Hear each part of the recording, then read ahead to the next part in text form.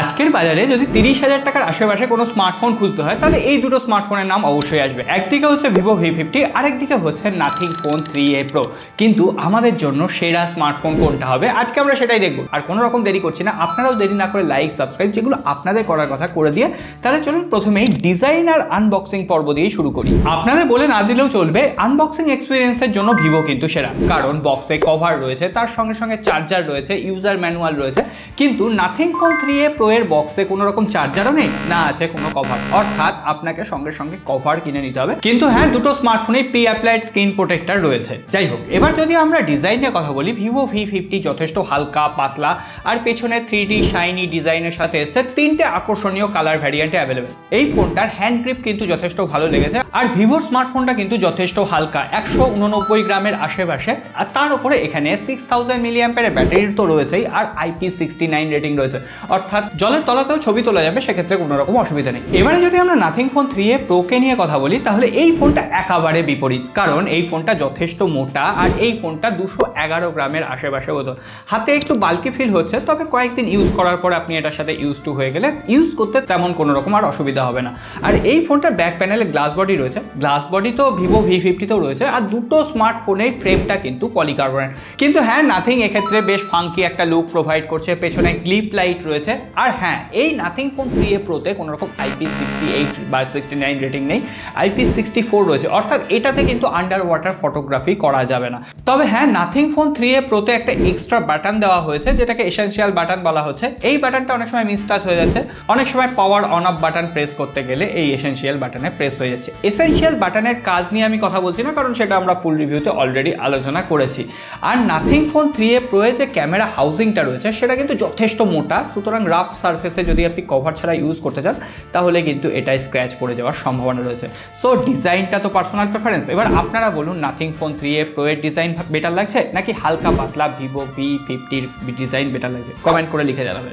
এরপরে যদি আমরা ডিসপ্লে সেকশন নিয়ে কথা বলি তাহলে দুটো স্মার্টফোনে 6.77 ইঞ্চির একটা ফুল HD plus super AMOLED display রয়েছে, কিন্তু ভিভোতে এখানে কোয়াড কার্ভ ডিসপ্লে দেওয়া হয়েছে, ফলে হ্যান্ড ফিলিং যথেষ্ট ভালো হচ্ছে।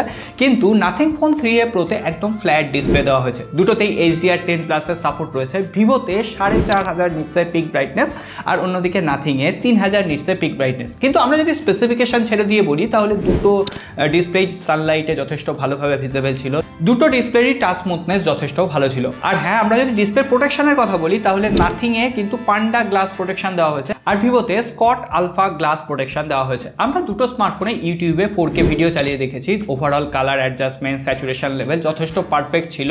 তবে হ্যাঁ, কোয়াড কার্ভ হওয়ায় ভিভোর ডিসপ্লেটা একটু ভাইব্রেন্ট মনে হচ্ছিল। কিন্তু হ্যাঁ, ফ্ল্যাট ডিসপ্লে যারা পছন্দ করেন তাদের জন্য নাথিং ফোন 3A Pro কিন্তু ডিল ব্রেকার একেবারেই হবে না। দুটো স্মার্টফোনে ডুয়েল স্টিরিও স্পিকার রয়েছে, ব্যালেন্স ঠিকঠাক রাখতে পারছিল ট্রিপল এবং বেসের মধ্যে। কিন্তু হ্যাঁ, সাউন্ড কোয়ালিটির কথা বললে ভিভোর যে অপটিমাইজেশন সেটা একটু হলেও এগিয়ে যায়। ওভারঅল দুটো স্মার্টফোনে ইন ডিসপ্লে ফিঙ্গারপ্রিন্ট স্ক্যানার রয়েছে আর দুটোই পারফেক্টলি এবং ফাস্ট কাজ করছে। তাহলে এবার একটু পারফরমেন্স নিয়ে লড়াই হয়ে যায়। দুটো স্মার্টফোনে মোটামুটি একই ধরনের প্রসেসর দেওয়া হয়েছে। Vivo V50 Qualcomm Snapdragon 7 Gen 3 আর এখানে নাথিং ফোনে দেওয়া হয়েছে কোয়ালকম স্ন্যাপড্রাগন 7S Gen 3। আমরা দুটোরই অ্যান্টুটু চেক করলাম, ভিভোতে সামান্য বেশি এসছে, কিন্তু দুটোর পারফরমেন্স মোটামুটি প্রায় এক। UFS 2.2 storage type, DDR4X RAM রয়েছে। তো পারফরমেন্স কোথাও কোথাও হয়তো একটা অ্যাপ্লিকেশন নাথিংয়ে তাড়াতাড়ি ওপেন হচ্ছে, কোথাও কোথাও একটা অ্যাপ্লিকেশন ভিভো তাড়াতাড়ি ওপেন করছে, এমন কোনো ডিফারেন্স কিন্তু আপনি ডেইলি লাইফে খুঁজে পাবেন না। কিন্তু এখানে সব থেকে বেশি প্রশ্ন উঠবে দুটো ফোনের গেমিং এক্সপিরিয়েন্স কেমন। প্রথমেই বলে দিই, আমরা BGMI ট্রাই করেছি, দুটো ফোনেই আলট্রা HD গ্রাফিক্স সেটিংসে খেলা যায় এবং ফ্রেম ড্রপ প্রায় হচ্ছে না বললেই চলে। অনেক এক্সট্রিম মোমেন্টে দু এক জায়গায় ছোটোখাটো ফ্রেম ড্রপ থাকলেও ওভারঅল গেম প্লে যথেষ্ট স্মুথ ছিল। আর পাশাপাশি যে হ্যাপটিক ফিডব্যাক সেটাও কিন্তু যথেষ্ট বেটারভাবে দুটো স্মার্টফোনের ক্ষেত্রেই ম্যানেজ করতে পেরেছে। ওভারঅল দুটো ফোনের ক্ষেত্রে গেমিং অপটিমাইজেশন যথেষ্ট ভালো ছিল। তবে ফ্ল্যাট ডিসপ্লে থাকায় নাথিং ফোন 3A Pro গেমারদের জন্য একটু বেশি পছন্দ হবে। তবুও আমি বলবো গেমিংয়ের জন্য অন্য অনেক ডিভাইস অ্যাভেলেবেল। কিন্তু হ্যাঁ, সফটওয়্যারের ক্ষেত্রে নাথিং ফোনে রয়েছে out of the box Android 15, তার সঙ্গে সঙ্গে নাথিং OS 3.1। Android 15 ভিভোতেও আছে আর এখানে ফানটাচ OS এর কাস্টমাইজেশন রয়েছে।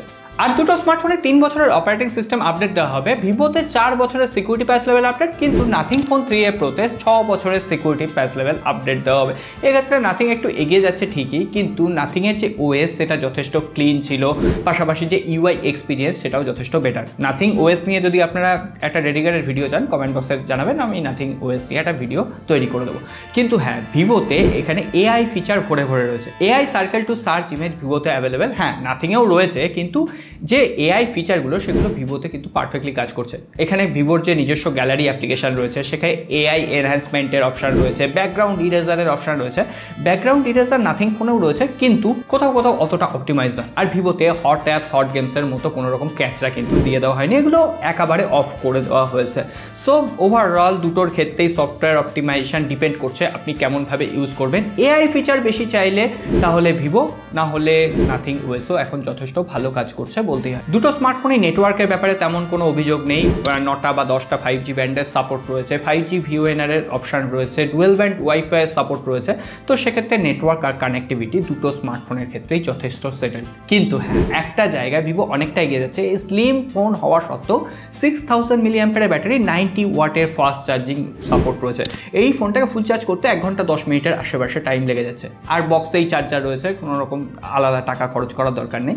কিন্তু নাথিং ফোন 3A প্রোতে এত মোটা হওয়া সত্ত্বেও 5000 mAh ব্যাটারি, 50 ওয়াটের ফাস্ট চার্জার, মোটামুটি 50 ওয়াট দিয়ে চার্জ করলেও এই ফোনটা 1 ঘন্টা 35-40 মিনিট চার্জ হতে টাইম নিয়ে নিচ্ছে। আর হ্যাঁ, এই 50 ওয়াটের যে চার্জারটা সেটা স্যামসাংয়ের চার্জার হতে হবে, এবং সেটা কিনতে গেলে আরও 2000 টাকা আপনাকে এক্সট্রা খরচ করতে হবে। সো ওভারঅল এই ব্যাপারটাতেও কিন্তু ভিভো যথেষ্ট ভালোভাবে ম্যানেজ করছে। কিন্তু আসল যুদ্ধ কোথায়? আসল যুদ্ধ হচ্ছে এই দুটো ফোনের ক্যামেরা সেকশনে। ভিভোতে 50 মেগাপিক্সেলের প্রাইমারি ক্যামেরা, 50 মেগাপিক্সেলের আল্ট্রা ওয়াইড অ্যাঙ্গেল লেন্স আর 50 মেগাপিক্সেলের সেলফি ক্যামেরা রয়েছে। কিন্তু অন্যদিকে নাথিং ফোনে রয়েছে 50 মেগাপিক্সেলের প্রাইমারি ক্যামেরা, 50 মেগাপিক্সেলের টেলিফটো সেন্সর আর 8 মেগাপিক্সেলের একটা আল্ট্রা ওয়াইড অ্যাঙ্গেল লেন্স, আর তার সঙ্গে সঙ্গে 50 মেগাপিক্সেলের একটা সেলফি ক্যামেরা। আমরা প্রথমে আল্ট্রা ওয়াইড অ্যাঙ্গেল লেন্স দিয়ে শুরু করি। প্রথমেই বলি, আল্ট্রা ওয়াইড অ্যাঙ্গেল লেন্সে যে কটা ছবি তুলেছে, ভিভোর ছবিগুলো বেশি শার্প ছিল, এমনকি কালার অ্যাডজাস্টমেন্ট থেকে শুরু করে এক্সপোজার কন্ট্রোল যথেষ্ট ভালোভাবে ম্যানেজ করতে পারছিল। এরপরে যদি আমরা 50 মেগাপিক্সেলের মেন সেন্সর নিয়ে কথা বলি, তাহলে সেক্ষেত্রেও ভিভো কিন্তু অনেকটা এগিয়ে যাচ্ছে। সেটা কালার অ্যাডজাস্টমেন্টই হোক, বা স্ক্রিন ম্যানেজমেন্টই হোক, এক্সপোজার কন্ট্রোল, বা এখানে লাইট অ্যাডজাস্টমেন্ট। তো সেক্ষেত্রে এখানে নাথিং স্মার্টফোনের যে ছবিগুলো, সেগুলোর যে কালার সেটা অতটা অপটিমাইজ আমার লাগেনি। আর একবারে ছবি তুললে ভিভোর ছবিটা যে আই ক্যাচি হবেই, এটার নিয়ে কোনো রকম সন্দেহ নেই। কিন্তু নাথিং কোনো জায়গায় ভালো ছবি তুলছে, কোনো জায়গায় একটু হলেও ছবিটাকে দুর্বল করে দিচ্ছে, অর্থাৎ নাথিং ইনকনসিস্টেন্ট একটা পারফরমেন্স প্রোভাইড করছে। এখনও পর্যন্ত নাথিংয়ের ক্যামেরা অতটা অপটিমাইজ নয়। আমি বিভিন্ন লাইটিং কন্ডিশনে বিভিন্ন ধরনের ছবি তুলেছি, ছবিগুলো আপনাদের সামনে দিয়ে দিলাম। আমি ছবি তোলার পর যদি কাউকে জিজ্ঞেস করি না, সবাই এই ভিভোর স্মার্টফোনের ছবিটাকে বেশি পছন্দ করছে। কিন্তু হ্যাঁ, নাথিং ফোনের সব থেকে বড় অ্যাডভান্টেজ এখানে টেলিফটো সেন্সর রয়েছে, সেটা নিয়ে একটু পরে কথা বলছি। তার আগে বলে দিই, দুটো স্মার্টফোনে যে আল্ট্রা ওয়াইড অ্যাঙ্গেল লেন্স রয়েছে, সেটা দিয়ে ম্যাক্রো ফটোগ্রাফি করা যাচ্ছে। আমি ম্যাক্রো ফটোগ্রাফিও করে দেখেছি। এখানে ভিভোর যে কালারটা সেটা যথেষ্ট শার্প আসছিল, আর কালারটাকে একটু বুস্ট করে না একদম সোশ্যাল মিডিয়া রেডি দেখাচ্ছিল। সুতরাং আই ক্যাচি বলতে এক দেখাতে যে ছবিগুলো ভালো লাগবে সেটা হচ্ছে ভিভো V50 ছবিগুলো। কিন্তু হ্যাঁ, শার্পনেসের দিক থেকে নাথিং ফোন 3A প্রো কিছুটা এগিয়ে থাকবে, কিন্তু যদি ইনকনসিস্টেন্ট ছবি দেয় না, তখন সেই ছবিতে শার্পনেস বেটার হয়ে খুব একটা লাভ হয় না। এবার আসি আসল প্রসঙ্গে, টেলিফটো সেন্সর। এখানে টেলিফটো সেন্সর থাকায় 1x, 2x, 3x এবং 4x এর ছবি তোলা যাচ্ছে। আর ভিভোতে 23, 35, 50mm multi focal length change করে ছবি তোলা যাচ্ছে। তবে হ্যাঁ, ভিভোর যে জাইস এফেক্টগুলো, ফিল্টারগুলো, সেগুলো এই ছবিকে আরও এনহ্যান্স করছে। অন্যদিকে এখানে বিভিন্ন ধরনের ফিল্টার মোড রয়েছে, যেমন ওয়েডিং মোড রয়েছে ভিভোর ক্ষেত্রে, সেগুলো নাথিংকে অনেকটাই পিছনে ফেলে দিচ্ছে। কিন্তু হ্যাঁ, নাথিংয়ের যে পোর্ট্রেট সেন্সরটা, সেটা শার্পনেস অনেক বেটার ছিল, লাইট অ্যাডজাস্টমেন্ট বেটারভাবে ম্যানেজ করতে পারছিল। তবে হ্যাঁ, সব কিছু খারাপ বললে তো হয় না। নাথিং ফোন 3A প্রোতে যেহেতু টেলিফটো সেন্সর আছে, 60x পর্যন্ত জুম সাপোর্ট করছে। এই দুটো স্মার্টফোন দিয়ে আমরা ভিডিও শ্যুট করে দেখলাম, 4K 30 FPS এর দুটো স্মার্টফোন দিয়ে ব্যাক ক্যামেরা এবং সেলফি ক্যামেরা দিয়ে শ্যুট করা যাচ্ছে। তবে হ্যাঁ, আল্ট্রা ওয়াইড অ্যাঙ্গেল লেন্সেও ভিভো কিন্তু 4K 30 FPS এর সাপোর্ট দিচ্ছে, কিন্তু এখানে নাথিংয়ে আল্ট্রা ওয়াইড অ্যাঙ্গেল লেন্সে 4K 30 FPS এর সাপোর্ট নেই, সেখানে 1080p সাপোর্ট রয়েছে। আর নাথিং ফোনে কোনো রকম ব্লার ভিডিও শ্যুটের অপশান নেই, কিন্তু ভিভো V50 তে ব্লার ভিডিও শ্যুটের অপশান রয়েছে 4K 24 FPS তো সেটাও অনেক সময় কাজে আসছে। বাদ বাকি এবার যদি সেলফি ক্যামেরার কথা বলি সেক্ষেত্রেও ভিভোর সেলফি ক্যামেরা শার্পনেস কিন্তু একটু বেটার থাকছে। নাথিং ফোন 3a Pro একেবারে খারাপ বলছি না, কিন্তু 19-20 তফাৎ। আপনারা এবার বিচার করে বলুন যে কোনটা বেটার লাগছে, নাথিং ফোন 3a Pro নাকি ভিভো V50। তাহলে এবার আর দেরি না করে ইতি টানার পালা, নাথিং ফোন 3a Pro নাকি ভিভো V50। প্রথমেই বলি, যদি ক্যামেরা লাভার হন আজকের দিনে দাঁড়িয়ে এখনো পর্যন্ত ভিভো V50 ক্যামেরার যে ছবিগুলো সেগুলো আই ক্যাচি লাগছে। কোয়াড কার্ভ ডিসপ্লে যথেষ্ট মাল্টিমিডিয়া এক্সপিরিয়েন্স বেটার প্রোভাইড করছে, আর পেছনে যে ডিজাইনটা এই ধরনের ফাঙ্কি লুক ভালো লাগছে। কিন্তু হ্যাঁ, আর নাথিংয়েরও বেশ কিছু অ্যাডভান্টেজ রয়েছে, সফটওয়্যার এক্সপিরিয়েন্স যথেষ্ট ভালো, তার উপরে যে ফাঙ্কি লুক, এই যে ক্যামেরা মডিউলটা এটাও অনেকে পছন্দ করবেন। তো সেই দিক থেকে দাঁড়িয়েও নাথিং ফোন 3a Pro এর যথেষ্ট ইউজার স্যাটিসফ্যাকশন রয়েছে। আর হ্যাঁ, পেছনে যে গ্লিপ লাইট সেটার আলাদা একটা ভাইব রয়েছে, এটার বেশ কিছু কাজ রয়েছে, নোটিফিকেশান লাইট হিসেবে কাজ করবে।